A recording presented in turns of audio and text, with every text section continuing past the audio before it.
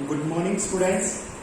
बच्चों, मैथ्स के अंदर आपका जो चैप्टर नंबर 12 चल रहा है, तो 12 में इसकी सेकंड एक्सरसाइज की बात करते हैं। तो इसमें हम सेक्टर और सेगमेंट के बारे में पढ़ेंगे। हिंदी में बोलते हैं सेक्टर को त्रिज्याखंड और सेगमेंट को बोलते हैं वृत्तखंड।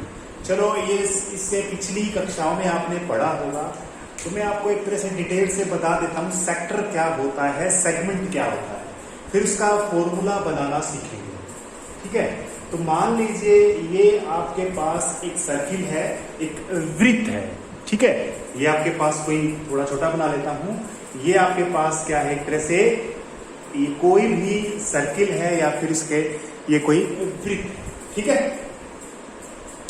अब आपने इसमें पढ़ा है, जैसे कोई सेंटर हमने ले लिया इसका। ठीक है, तो हम कोई भी इसकी आर्क यानी चाप, कोई भी चाप है, मान लीजिए यहाँ पर ए पॉइंट है, यहाँ पर ये बी पॉइंट है, इन दोनों पॉइंट को अगर मिला देते हैं इस सेंटर से, आपने पहले पढ़ा है ये चीज, पहले बहुत बार पढ़ी है आपने, जो ये बन जाता है, ये देखो, ये जो दोनों रेडियस के बीच में जो पार्ट बन गया है, ये क्या होता है?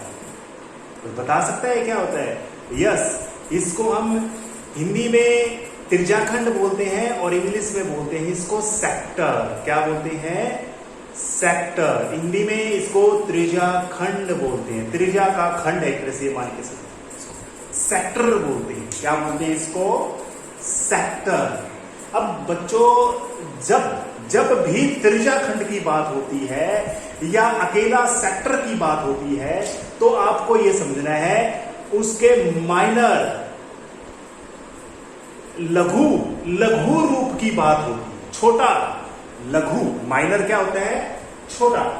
यानी जब भी हम किसकी बात करें, अगर सिंपल सेक्टर की बात करें, तो आपको यह समझना है ये माइनर है। वैसे ऊपर वाला जो पार्ट है, ये भी सेक्टर बच गया। देखो, ये वाला पार्ट, ये भी सेक्टर है, ये वाला भी सेक्टर है। ठीक है, लेकिन ऊपर वाला क्या है, वो सेक्टर कौन सा है? ये माइनर है। यानी ये सेक्टर कौन सा है बच्चों? ये यानी हम सेक्टर बोल रहे हैं, इसको त्रिज्याखंड बोल रहे हैं, ये लघु है। कौन सा है? लघु है। और ये वाला कौन सा हो जाएगा? मेजर हो जाएगा। बड़े वाला मैंने कर दिया इसमें मेजर बोल सकते हो, या हिंदी में इसको बोलेंगे दीर्घ वृत्तखंड। क्या बोलेंगे? बड़े वाला दीर्घ। अगर बच्चों, अगर सिर्फ सेक्टर बोले ना, अकेला सेक्टर बोले या फिर अकेला त्रिज्याखंड बोले, तो हमेशा माइनर की बात होती है, मेजर की बात नहीं।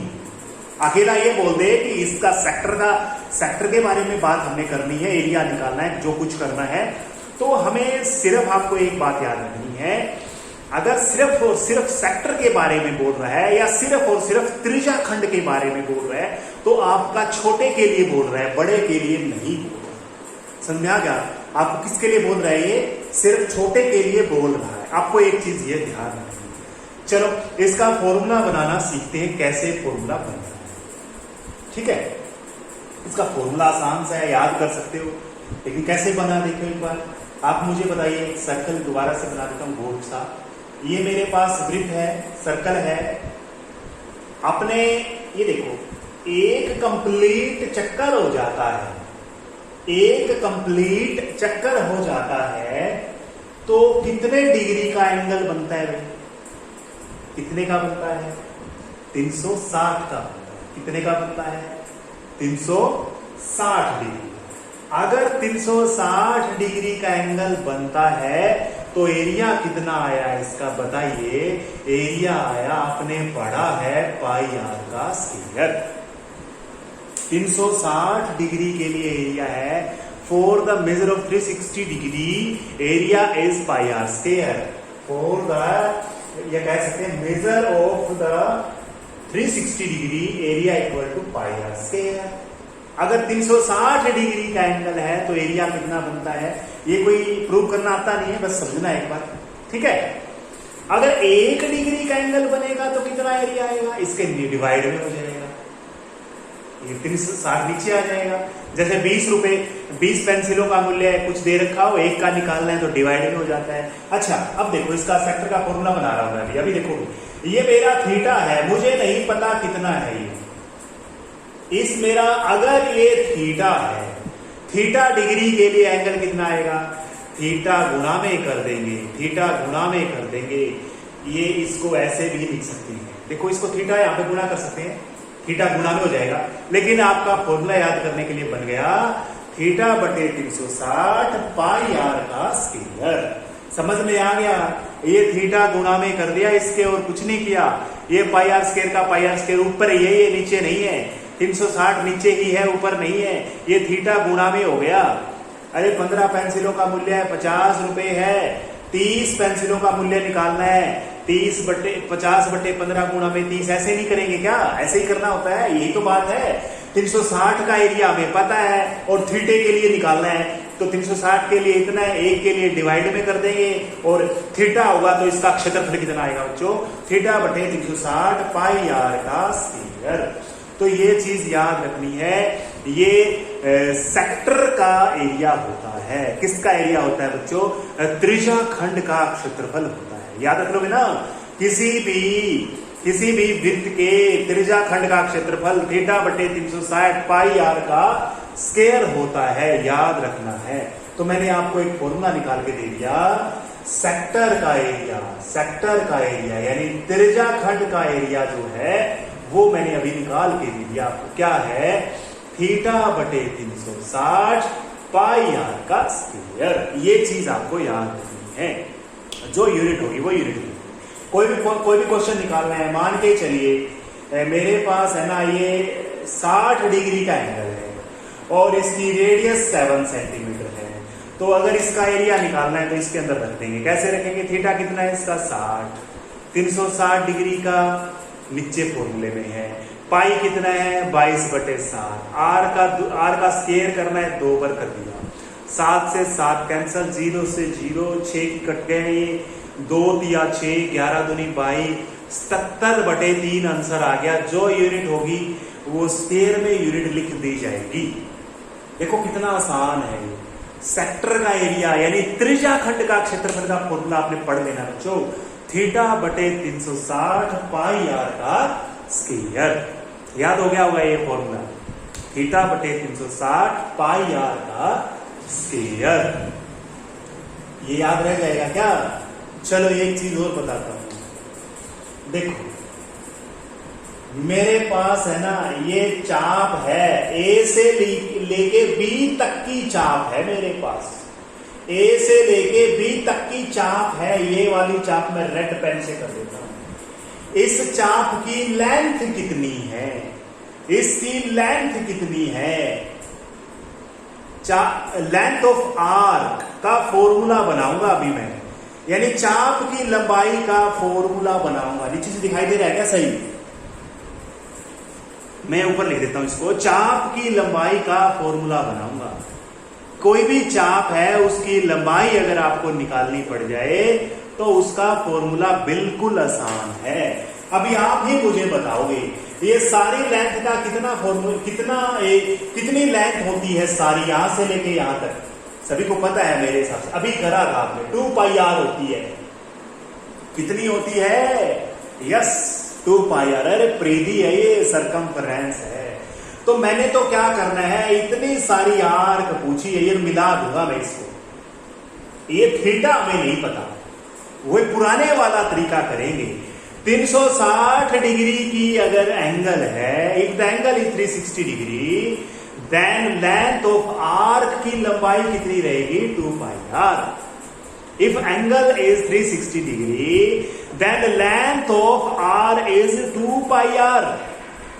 अगर थीटा 360 डिग्री है तो चाप की लंबाई कितनी होगी, 2 पाई आर। ये लिखना है, अपने कॉपी में नोट करना है, बिल्कुल आसान सी भाषा में सिखा रहा हूं आपको। If the angle is 360 degree, then the length of arc is 2 pi r. Centimetre है तो सेंटीमीटर, जो भी आपका दिया है। अगर एंगल 1 डिग्री है तो नीचे हो जाएगा 360।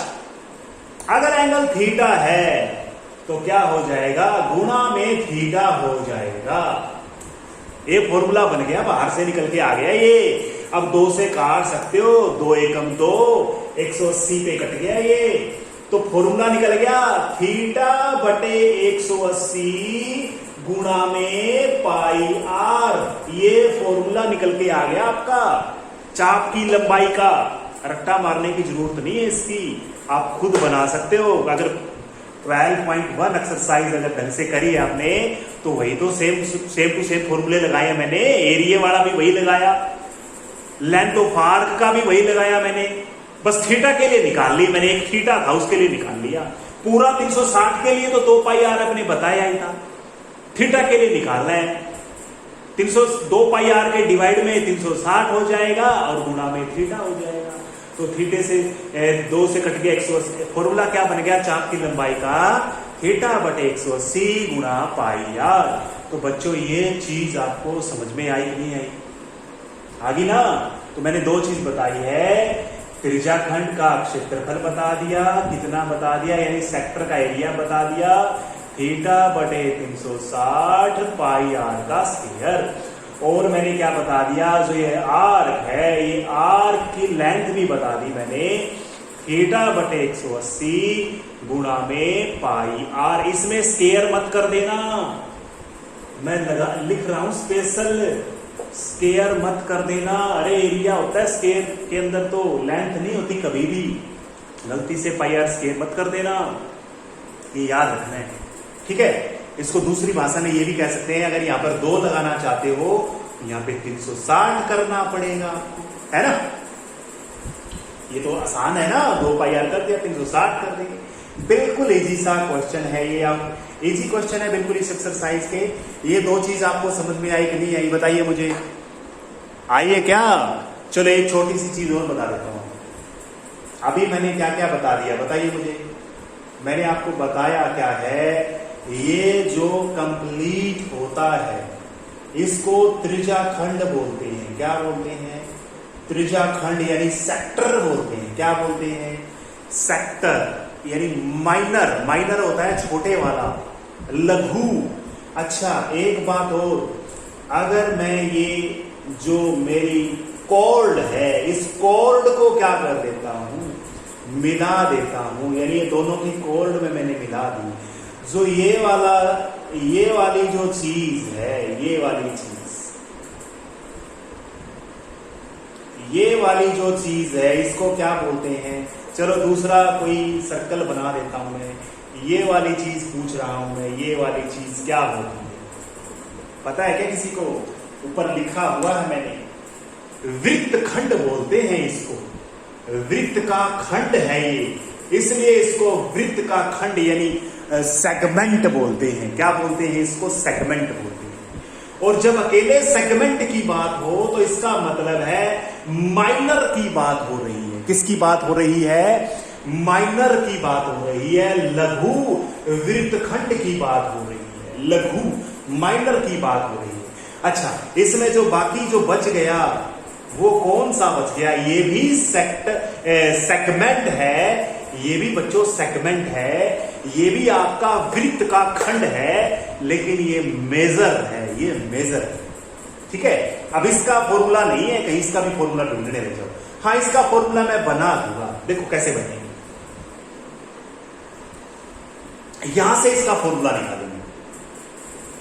आपको ये डार्क रीजन नजर आ रहा है ना, ये वाला एरिया निकालना है बच्चों। अगर तुम ओ ए बी इस सेक्टर का एरिया निकाल दो, सेक्टर ओ ए बी का क्षेत्रफल अगर किसी तरह से आप निकाल दो, यानी इसका थीटा आपको दिया मिलेगा, यानी त्रिज्याखंड कह सकते हो आप इसको, हिंदी में क्या कहेंगे इसको? इस त्रिज्याखंड का अगर तुम क्षेत्रफल निकाल दो, उसके अंदर से इस त्रिभुज का क्षेत्रफल घटा दोगे तो आपको क्या मिल जाएगा? देखो एक बार, इस पूरा क्षेत्रफल आपने निकाल दिया और इसमें से ये त्रिभुज को गायब कर दिया, इस त्रिभुज को गायब कर दिया, क्या बच गया? यस, आपका वृत्त खंड बच गया, वृत्त का खंड बच गया, यानी सेगमेंट बच गया। ये चीज आपको नोट करनी है। सेक्टर में से ट्रायंगल का एरिया यानी त्रिभुज का एरिया घटाना पड़ेगा। त्रिज्या खंड में से कह सकते हैं हिंदी में, त्रिज्या खंड में से त्रिभुज का क्षेत्रफल घटाना पड़े। रट्टा नहीं मारना, डायग्राम बना के तुम देखोगे ना, सब कुछ समझ में आ जाएगा। ठीक है, ये कुछ समझने वाली चीजें होती हैं। ये हमारा सेक्टर हो गया, इसके अंदर से ये त्रिभुज को काट देंगे, ये त्रिभुज को काट देंगे तो इतना एरिया बच जाएगा।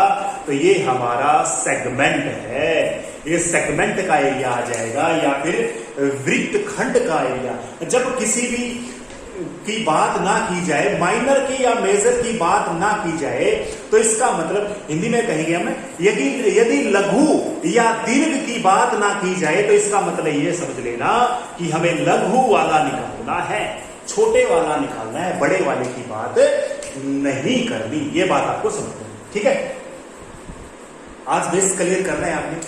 अच्छा, 2-3 चीजें हैं जो आपको याद रखनी है।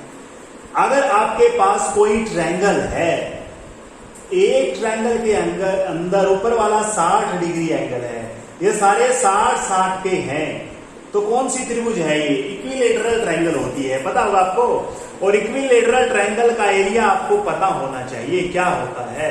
√3/4 इंटू में भुजा का स्केयर यानी साइड का स्केयर, ये याद कर लो बच्चों। वर्गमूल 3/4 गुणा वर्गमूल 3/4 गुणा भुजा की 2 यानी साइड का स्केयर। अगर ये 7 है, ये भी 7 है, ये भी 7 होगी 7 तो, क्योंकि 60 डिग्री का एंगल है। तो समबाहु त्रिभुज है ये, समबाहु, जिसकी सारी भुजाएं सम हो, समान हो, समबाहु, यानी बाहु लिखेंगे ना, बाहु, समबाहु त्रिभुज। ठीक है, सारी भुजाएं जिसकी बराबर होती हैं उसको, उसका एरिया बहुत बार पूछा जाता है। ये वर्गमूल 3/4 गुणा भुजा की 2 गुणा भुजा की 2। ठीक है, वैसे कोई ट्रायंगल है, कोई भी किसी प्रकार की ट्रायंगल है, उसका एरिया होता है 1/2 गुणा में बेस यानी आधार गुणा में परपेंडिकुलर हाइट यानी आधार गुना में लंबवत ऊंचाई, लंबवत ऊंचाई 90 डिग्री वाली ऊंचाई आपको लेनी है। ठीक है, तो ये आपका क्या हो जाएगा? त्रिभुज का क्षेत्रफल हो जाएगा, जो इसमें जरूरत पड़ेगी बच्चों, इस चैप्टर में हमें जरूरत पड़ेगी। ठीक है, आशा करता हूं ये आपको इतना समझ में आया होगा। ठीक है, तो इसके मैं क्वेश्चन आपको दे रहा हूं, नॉर्मल टाइप से दे रहा हूं। एक्सरसाइज को शुरू करने से पहले मैं आपको नॉर्मल क्वेश्चन दे रहा हूं, आपको वो निकालने हैं और मुझे सेंड करने हैं। ठीक है, देखिए बच्चों, ये आपको मैं 3 क्वेश्चन सेंड कर रहा हूं, ये आपने अच्छे से इनको सोल्व करना है। पहला क्वेश्चन देखिए, मैंने सर्कल बनाया हुआ है, इसमें रेडियस 7/2 है, यानी त्रिज्या 7/2 है, और सेक्टर का एंगल 60 डिग्री है, यानी त्रिज्या इसकी 7/2 है, और इसका सेक्टर का एंगल यानी वृत्तखंड का कोण इसका 60 डिग्री का है। तो आपको क्या क्या ज्ञात करना है? इसमें चाप की लंबाई आपको ज्ञात करनी है, और इसमें त्रिज्या खंड का क्षेत्रफल भी आपको निकालना है। इसी तरह से दूसरा सम है, इसमें भी आपको त्रिज्या खंड का क्षेत्रफल भी निकालना है, चाप की लंबाई भी निकालनी है। और थर्ड क्वेश्चन में आपने क्या करना है? चाप की लंबाई भी ज्ञात करनी है, त्रिज्या खंड का क्षेत्रफल भी निकालना है, और नीचे जो मैंने डार्क किया है वृत्तखंड का क्षेत्रफल भी निकालना है। बच्चों, ये मैं तुम्हें देखना चाहता हूं कि कैसे तुम इस क्वेश्चंस को करते हो। मैंने जो बताया उस रूल्स को फॉलो कीजिए और इनको क्वेश्चन को सेंड कीजिए। लिखने का तरीका आपको आना चाहिए, देखता हूं कैसे लिखते हो। पहले रेडियस लिख दो, फिर लिख दो एंगल ऑफ सेक्टर, फिर इसका एरिया का फॉर्मूला लगा दो, यानी जो आसान से आप जो बता यानी आपका क्वेश्चन देखने पर आपको कंफ्यूजन नहीं होनी चाहिए कि इसमें क्या रह गया। चेक करने वाले को भी पता लग जाना चाहिए कि आपने क्या किया है। थैंक यू बच्चों, इतना ही करेंगे। Thank you.